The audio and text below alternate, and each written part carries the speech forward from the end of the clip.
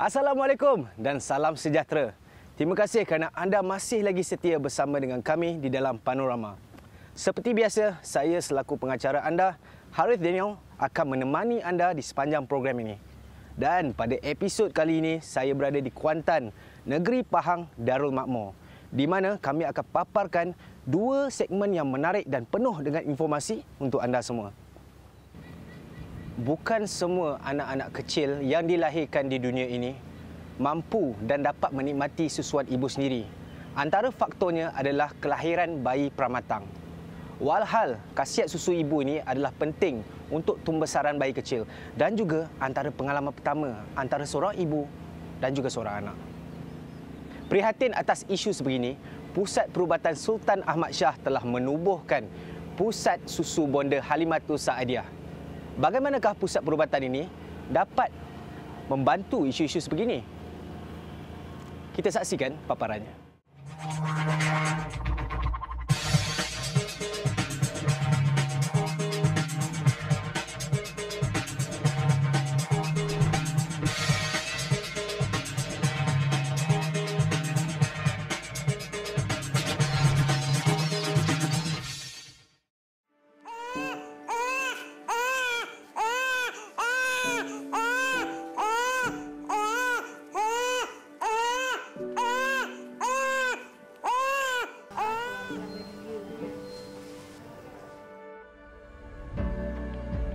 Sultan Ahmad Shah Medical Center, Universiti Islam Antarabangsa Malaysia atau SASMAC IIUM merupakan pusat perubatan pertama yang mendapat pengiktirafan hospital patuh syariah. Menurut data Organisasi Kesihatan Dunia WHO, kira-kira 12 daripada 100 bayi yang lahir adalah pramatang. Manakala kadar kelahiran pramatang di Malaysia adalah sekitar 7%. Tatkala kedengaran tangisan kelahiran seorang bayi, pastinya memberi 1000 makna. Tiada siapa yang menginginkan kelahiran bayi pramatang. Namun, jika itu takdirnya, ibu dan bapa perlu terus berjuang. Kelahiran pramatang ini adalah kelahiran awal daripada apa yang dijangkakan. Kelahiran pramatang adalah kelahiran di mana bayi dilahirkan kurang daripada 37 minggu ataupun untuk fahaman mudah adalah kurang daripada 9 bulan kandungan ibu itu sendirilah. So kebanyakan bayi pramatang adalah kurang daripada 2.5 kg dan ada di antara mereka yang seberat 400 gram sahaja. Bayi pramatang ini ditempatkan di unit rawatan rapi di NICU dan tempoh mereka ditempatkan di NICU bergantung. Tapi ada yang sehingga memakan masa 1 tahun.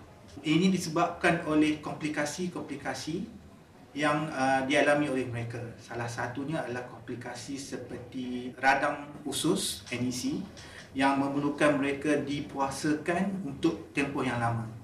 Antaranya juga seperti komplikasi masalah paru-paru kronik yang di mana mereka terpaksa bergantung dengan oksigen dengan lama. Dan komplikasi lain adalah seperti jangkitan kuman itu sendiri dan juga lain-lain.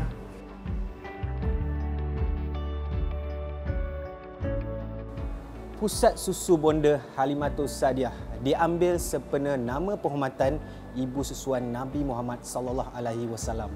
Pusat ini juga adalah perintis kepada semua bank susu di mana ia mematuhi kepatuhan syariah. Sama seperti konsep pusat tabung darah di mana ia mengutamakan kepada sesiapa yang benar-benar memerlukan.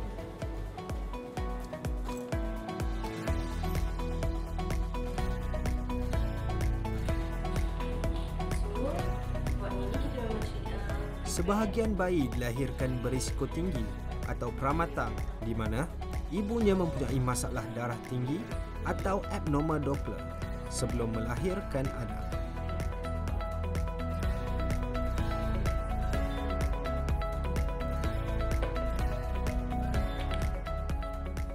Sebagai pengarah hospital yang baru dilantik pada 2019, antara perkara yang saya lakukan adalah melihat kembali dan juga merancang strategic planning untuk jangka masa 2 tahun. Jadi banyak perkara yang kita bincangkan, termasuk juga antara cetusan idea berkenaan dengan bagaimana hospital ini untuk mencapai status hospital rakan bayi yang seiring dengan arahan daripada kerajaan. Kalau kita lihat untuk mencapai status hospital rakan bayi ini, ada beberapa kriteria yang kita perlu penuhi lah. Sebagai contoh yang adalah di mana mewajibkan supaya semua bayi-bayi yang menerima rawatan di hospital ini menggunakan ataupun diberi susu ibu. Jadi antara masalah yang timbul adalah bagaimana untuk kita memberi susu ibu kepada bayi peramatang, di mana ibu pada bayi peramatang tersebut tidak dapat menghasilkan susu. Jadi daripada situ, apabila ada perbincangan di antara Jabatan Obstetrik Gynecology dan juga Jabatan Pediatrics, yang di mana projek ini diketuai oleh Profesor Datuk Dr. Hamizah, maka mereka telah mencadangkan why not kiranya diadakan satu pusat susu ataupun milk bank yang boleh menjamin bahawa ada bekalan susu ibu yang berterusan kepada bayi-bayi peramatang.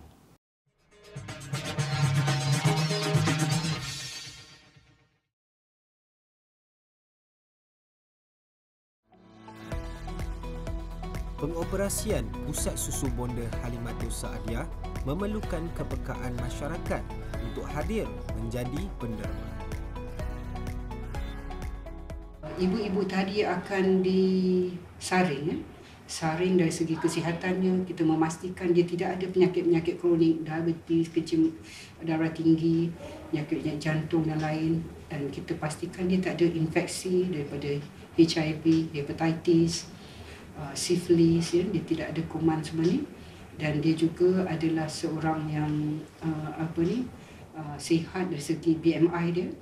Kita nak ibu yang betul-betul sihat, ya, dan ibu yang tidak memakan apa-apa ubat, ya, dan ahli keluarganya pun tak boleh hisap rokok. Bukan saja ibu, tapi sekiranya dalam keluarganya tu ada yang hisap rokok atau vaping, kita tak terima, ya, sebab susu ni yang kita nak beri adalah pada janin yang pramatang dan berpenyakit. Jadi dia kena betul-betul daripada susu yang nutrisinya bagus, dan kita nak elakkan daripada jangkitan dan bahan-bahan luaran. Proses penubuhan pusat susu ini bermula pada 2019 sebagai sebahagian daripada inisiatif Hospital Rakan Bayi dengan penyelidikan meluas, termasuk mendapat kelulusan syarak dan mewujudkan prosedur operasi standard SOP yang komprehensif. Saya produce banyak susu bayi peramatang, so why not kalau saya dermakan susu saya ni kepada bayi peramatang yang memerlukan. So dari situ saya berminat untuk menderma susu saya lah. So memang dia dapat sokongan penuh lah dari suami, alhamdulillah. Susu ibu adalah sumber nutrisi terbaik untuk pembesaran dan meningkatkan imuniti bayi. Satu sistem khusus telah dilaksanakan bagi merekod maklumat terperinci yang dipantau oleh pihak Mufti Negeri Pahang.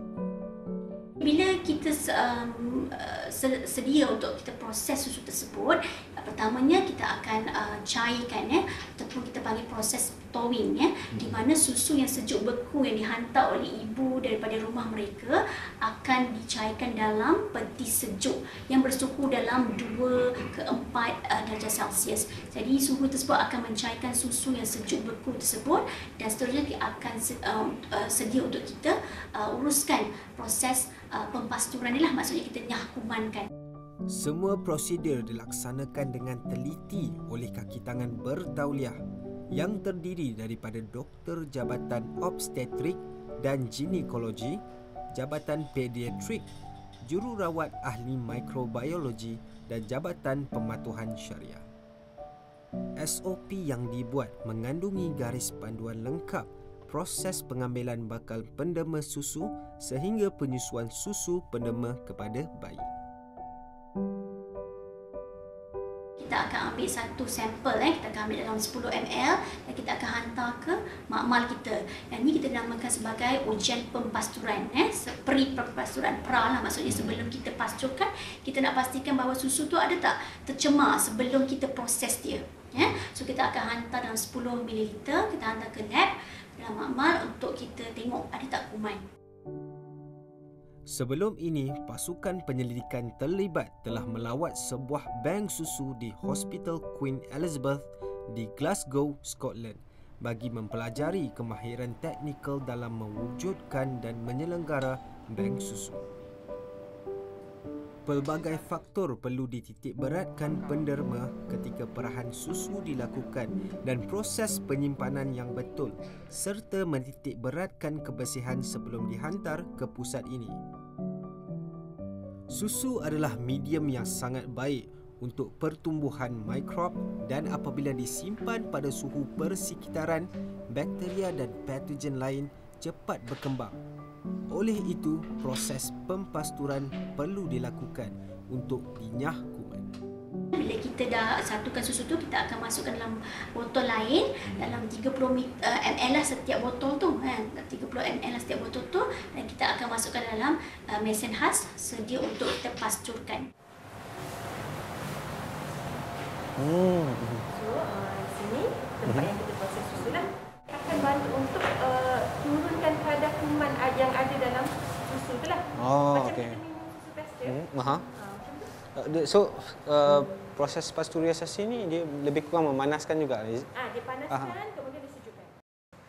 Para penderma perlu mengikuti syarat dan juga langkah-langkah dengan teliti.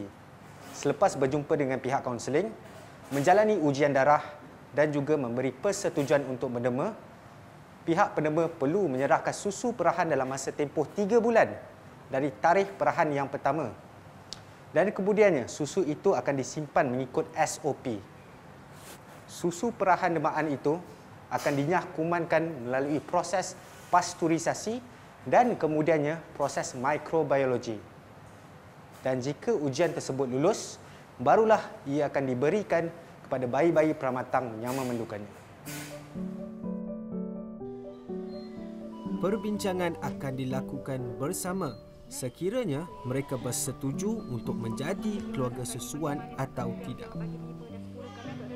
Dari sudut hukum, secara asasnya penerimaan susu ini hukumnya dibolehkan, dibenarkan dalam agama. Penubuhan pusat susu bonda ini telah mendapat kelulusan daripada Majlis Fatwa Negeri Pahang. Maka dia telah meletakkan beberapa syarat ataupun kriteria tertentulah untuk ibu yang ingin mendermakan susunya. Antara yang paling utama sekali, paling asas sekali, dia mestilah berkahwin dan juga mendapat persetujuan daripada suaminya.